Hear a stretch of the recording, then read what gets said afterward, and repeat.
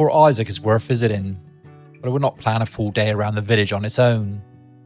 It works best as a well-planned half day, and the order you do it in makes a real difference. I would arrive in the morning, especially in summer, because parking in the lower streets become much busier later on. Late afternoon can also work once some day visitors have left, but midday and peak summer is when Port Isaac is under the most pressure. The first decision is where to park.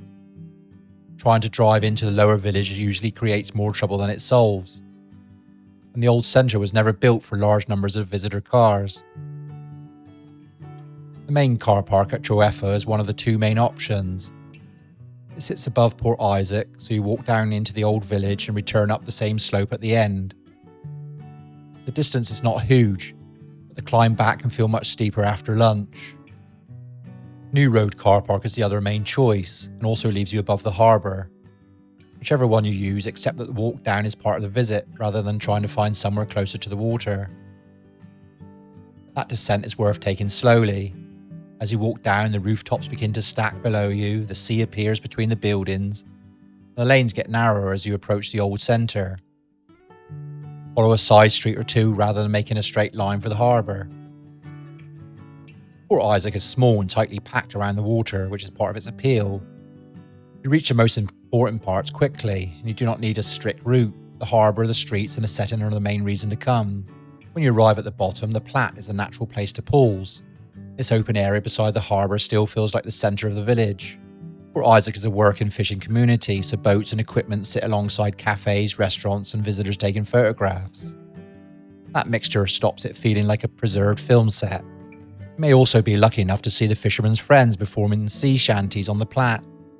These appearances are usually unannounced and often happen with little or no warning, because organised sessions have caused overcrowding in the past. It's a brilliant bonus if you catch them, but do not plan your visit around it. Performances are quite rare these days. What will we do with a drunken sailor? What will we do with a drunken sailor? What will we do with a drunken sailor early in the morning? Way hey and up she rises, way hey and up she rises, way hey and up she rises early in the morning. Shave his belly with a rusty razor, shave his belly with a rusty razor, shave his belly with a rusty razor early in the morning. Way hey and up she rises, way hey and up she rises, way hey and up she rises early in the morning. From the Plat, spend some time around the harbour rather than taking one photograph and moving on. The tide changes the whole feel of the place. At low water, a small patch of sand and rock pools appear inside the harbour. It's not a proper beach day, but I will not carry a full load of beach gear down there, but younger children may find enough to keep them busy for a while. At higher water, the harbour feels fuller and more enclosed, and the classic Port Isaac view comes together. When conditions allow, the harbour wall gives you a good angle back towards the houses, climbing behind it. Once you have spent time by the water, start exploring the lower streets. This is where the Doc Martin connection becomes impossible to miss. You will notice the house used as the doctor's surgery, the old primary school used as a village school, and the pub along with other familiar buildings. Fans will enjoy recognising Portwenn, but it will not make filming locations the only focus. Port Isaac has far more character when you treat the television connection as part of the village rather than the sole reason to visit. Make time for St Peter's Church as well. The free heritage displays explain more about the community behind the scenery, including fishing, local life and fishermen's friends. That context helps you see something beyond the harbour and the television locations. This is also the natural point to stop for food. Port Isaac has a better food scene than many villages of similar size. And that's one of the reasons a quick visit can become a stronger half day. For a straightforward visit, I would keep lunch simple and flexible. A pasty or crab sandwich suits the harbour setting and leaves you time to explore. If the meal is a major part of the day, book ahead because the smaller restaurants do not have much room for spontaneous arrivals. Many places are inside old buildings, so tight dining rooms, steps and limited space may not suit every group. Choose around what your party needs. Nearby Port Gavern can be added on foot if you have time, but I would keep the main focus on Port Isaac. After the harbour and lower streets, I would finish with a coast path heading towards Port Quinn. This gives you some of the best high views back over the harbour and the village. It's a strong way to end the visit before heading back to the car.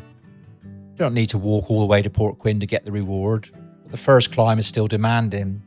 It's not an easy access walk, and I would only recommend it if you are comfortable with steep ground and proper uphill climb. The full route towards Portwenn is a much bigger undertaking and should be treated as the main activity rather than something squeezed in after lunch. Proper footwear is sensible and the path can become slippery when wet. Accessibility is one of Port Isaac's main limitations. The car parks are above the village and the lower streets can be uneven, and many businesses are inside historic buildings with steps.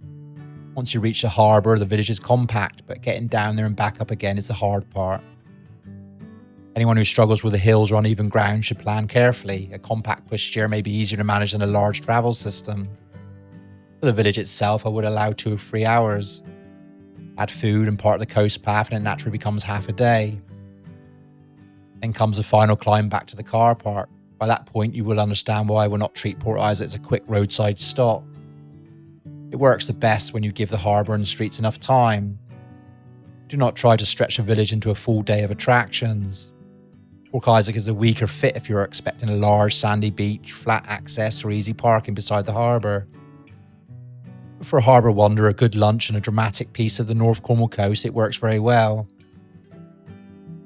That's Port Isaac at its best. Arrive early, park above the village, take your time on the way down, enjoy the harbour. Look beyond the television locations and only take on the coast path if the climb suits you. And accept the walk back up the hill and let the harbour and lanes and the coast do the work. Anyway, thanks for watching. Until next time, cheers you.